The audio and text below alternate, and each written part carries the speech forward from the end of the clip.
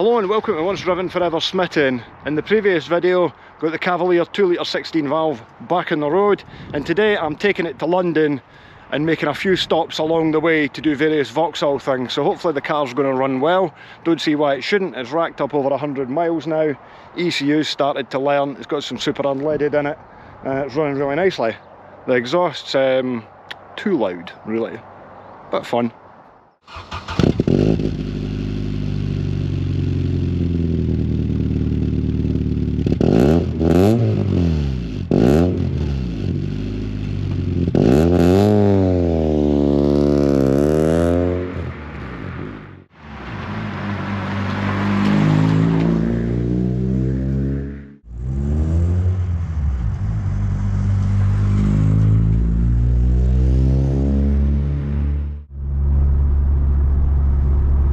There's a fair bit of snow here. Oh, there's all the deer in the field as well.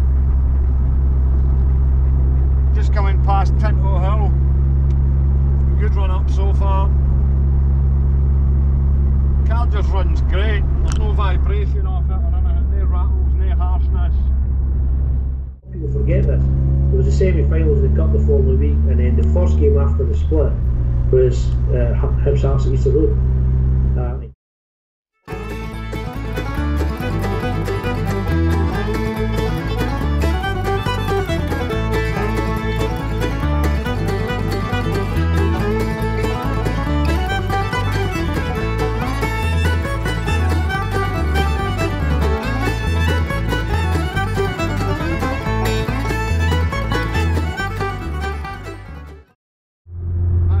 To make my first stop, I'm meeting Mike, Marin, and handing over the fuel filler flap from the scrap Cavalier CD, one of the very few parts that are available from it, because it's the right colour for his car.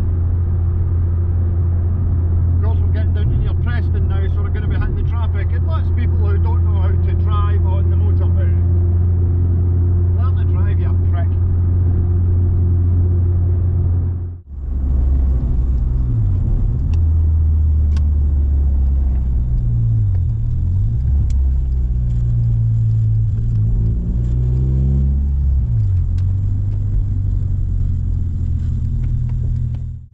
They're ripping for super unleaded here.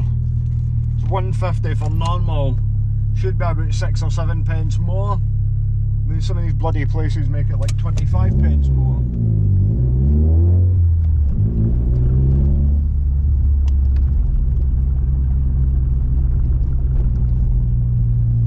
Don't think I'll fuel up here. You can see them there.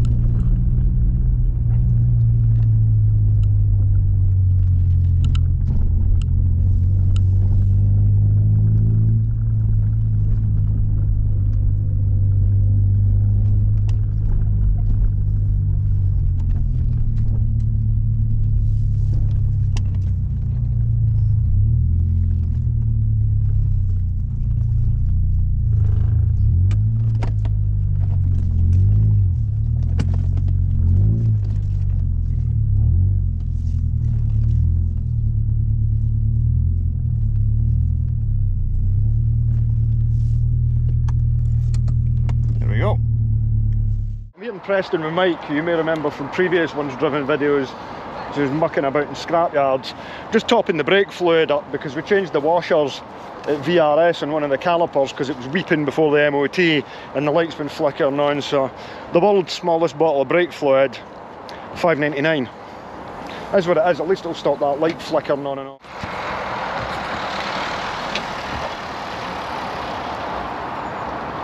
Now one of those ones you've got to burst. Because it's got all new brake pipes and flexes on it. And just enough to drop it down.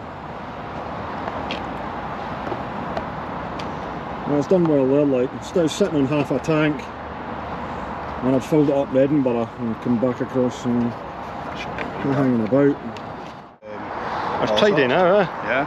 That's what dragged out a field, wasn't it? Yeah. Look at that, that's what a CD interior is supposed to look like. I've got those mats and anthracite out the other ones, which I'm going to jet wash off. So luxurious. Like, I've got the whole black CD interior now as well. Yeah. Mm-hmm. But he's trying to, he's got this. Nice those badges are compared to mine, which are, well, especially my, dearie me. Original plates on them both though. The famous Baltic motor leaf. English Garages Limited, where's that? Not a clue. Not a clue. VS from. There you go. It's amazing that how differently like a CD and an SRI drive. Yeah. They're totally different cars, like. Totally different. That's nice to go on a long journey on the SRIs, like. Revving its head on. It needs a, see if it had a 6 gear. Yeah, it needs another gear, yeah. It is. I've just discovered the one seal that I have not changed on this engine is leaking. It's got a leaking front crank seal. What a surprise. Kind of knew that was going to happen. Oh well. Aside for that, it's running fine. I'll dip the oil now. Just check it's okay.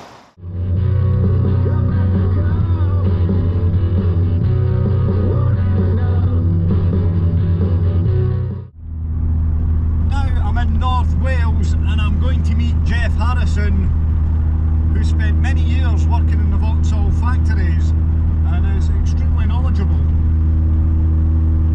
But I've had a lot of discussions with him about the black Cavaliers immobiliser and a whole load of other stuff, and he's got some bits and pieces for me, including some timing tools for a 2.2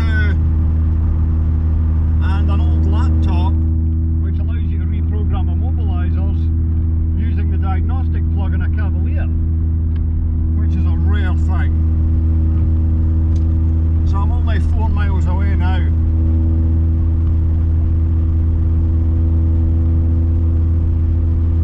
Quite looking forward to meeting him because we've been talking for quite some time now. Cavalier's running great. Noisy, but in a good way. This is quite a pretty Welsh town, must say.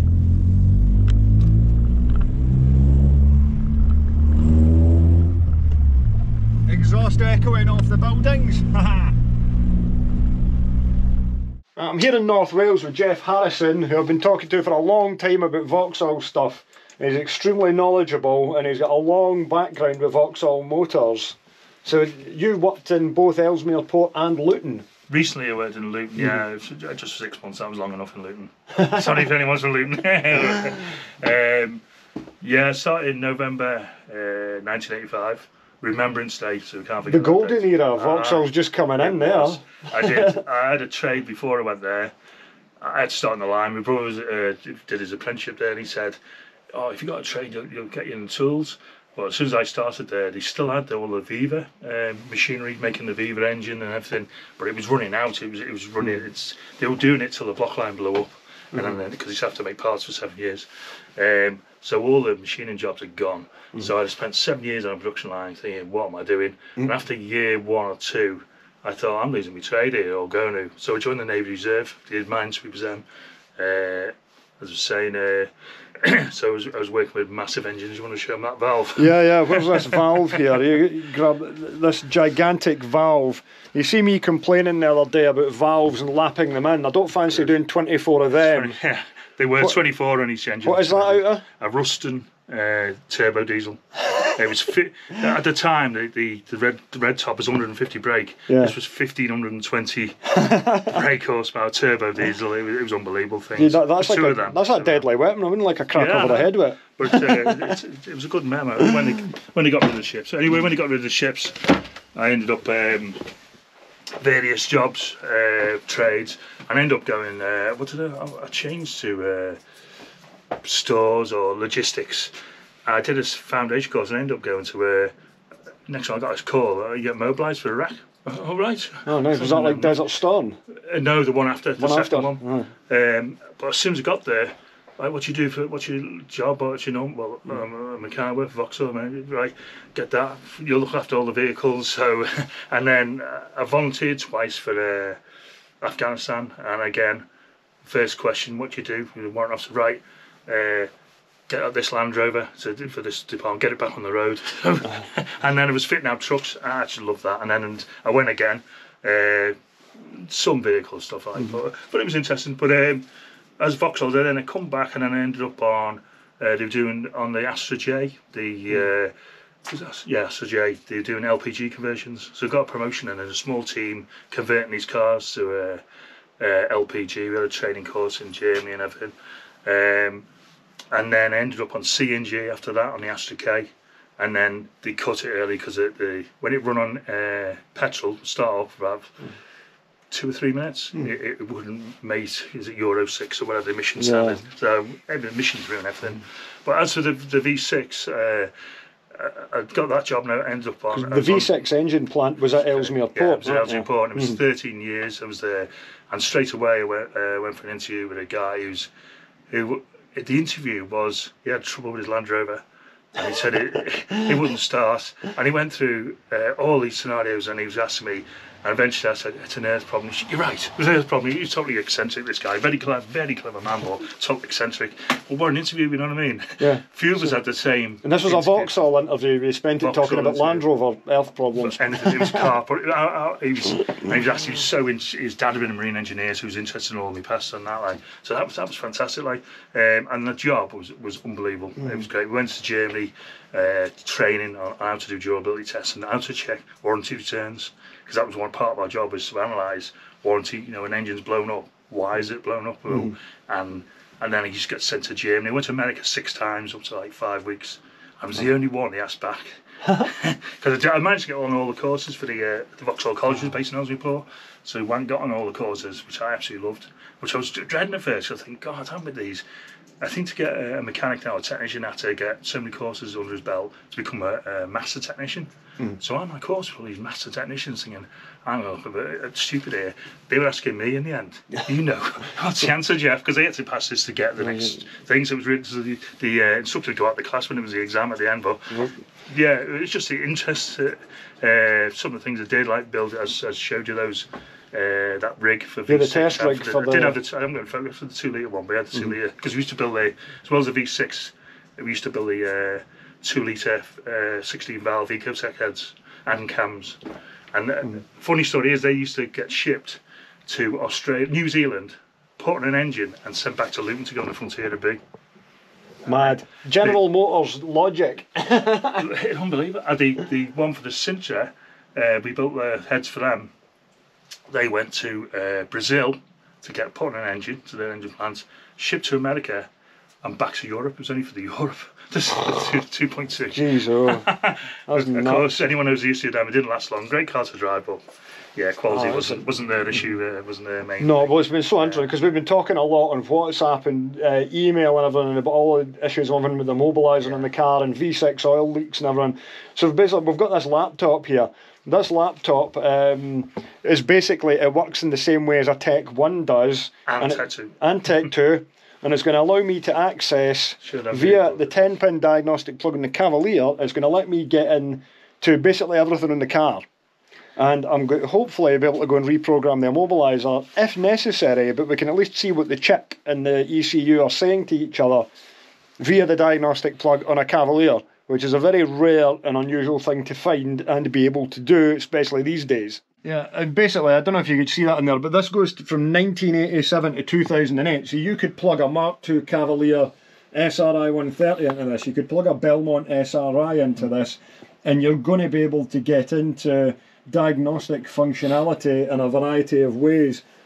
And part of different modules in the car as well, you've got your automatic transmission, your ABS, anti-theft warning system, so... So it's plugged into a car, you won't get the full thing. It's going to be, well, you can expect WhatsApps and potentially a video call when I do plug it into the Cavalier and try and get my head around it. Look, they did all the courses on them, so it's just going back. You know, this is it, you'll be refreshing your memory on all this old stuff for back in the day, you know. That's going to be super interesting to get this plugged into the car and we can see why this immobiliser light is flashing and what its issue is, whether it's lost relationship between the chip and the ECU or if it's a wrong chip, who knows. But the car's sat for 15 years, so it's a bit of a mystery. We'll just have But to... also, I'm being come from a Scouse family. I know how to. I'm sure I can bypass it. I'll bypass it. It's been great to finally meet up with Jeff. I'm going to go and strip the engine out the Cavalier GSI and bring it down here, and we're going to repair and rebuild it as necessary. In a weekend. In a weekend, yeah. It's very feasible. Yeah. So many stories about Vauxhall, Opel, Saab, General Motors that weren't included in any of this. Hope you find what was in the video interesting. I'm going to continue my journey and get on to London now. Thanks very much, Jeff. Right. Good to meet you. Nice to meet you. And look forward to seeing you again soon. Right, to the Cavalier. Got no super unleaded round here, which is annoying. Oh well, crappy E10 it is. Not that this is particularly fussy, you know. We have got 4 hours and 3 minutes to our next stop, apparently.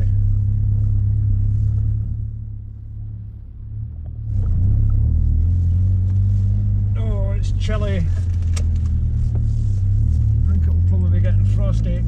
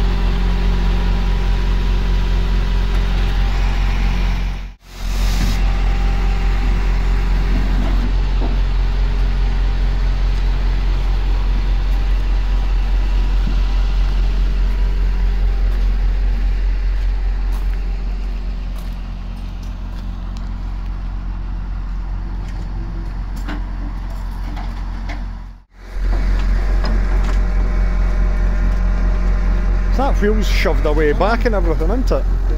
Hold on. Let the winch out some more. Pull the winch.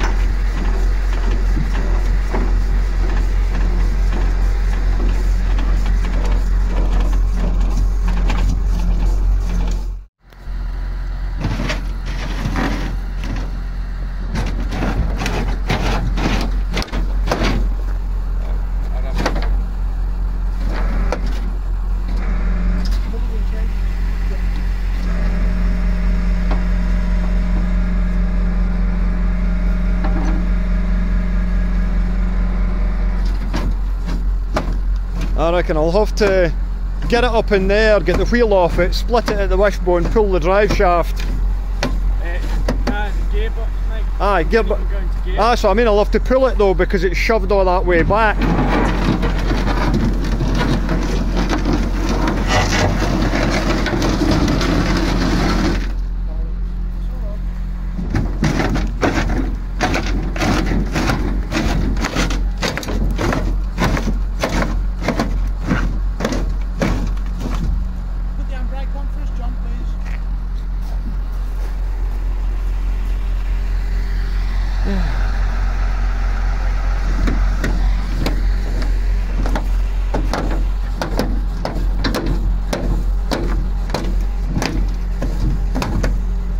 Boom.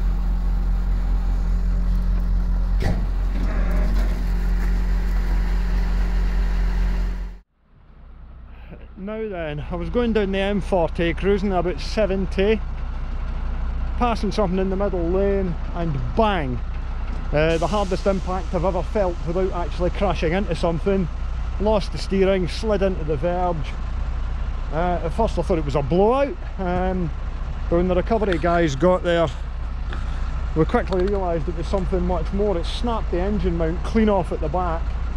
It's pulled the, I think it's pulled the inner CV out. It's blown the tyre off the rim. The tyre looks alright.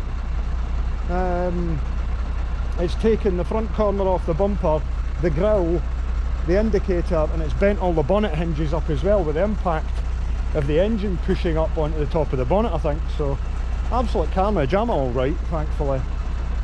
Could have been a lot worse. I'm just going to jack it up and put the spare on it just now, and hopefully, I mean the wheel's been pushed back and everything with the impact of it sliding down, so you know, do what I can do right now.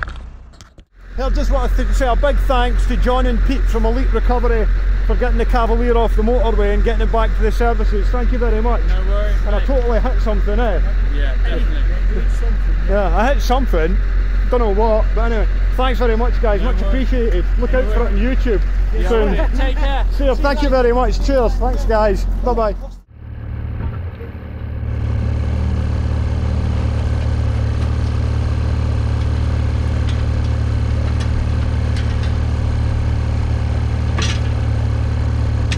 It just gets worse the more you look.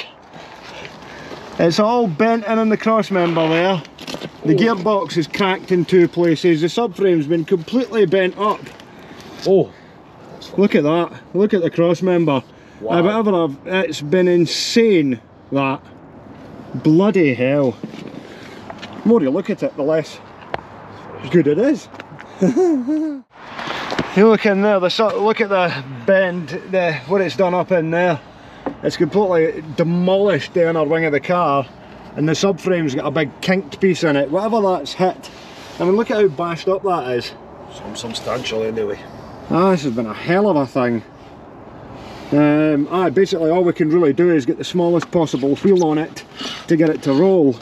The drive shaft's out it anyway, so we won't have enough space because the wheel's pushed back. So what I'm going to do is whip the caliper off and put the colossal wheel on it. That is the solution.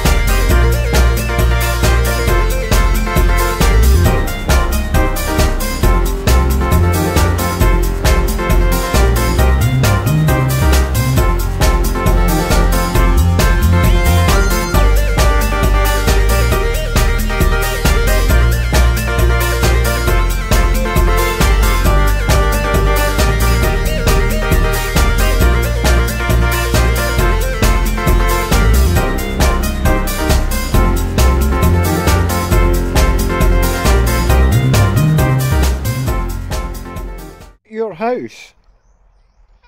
It really isn't. It's not your house. You don't live there. You're not allowed in. No. No. You don't live there. You're on one today.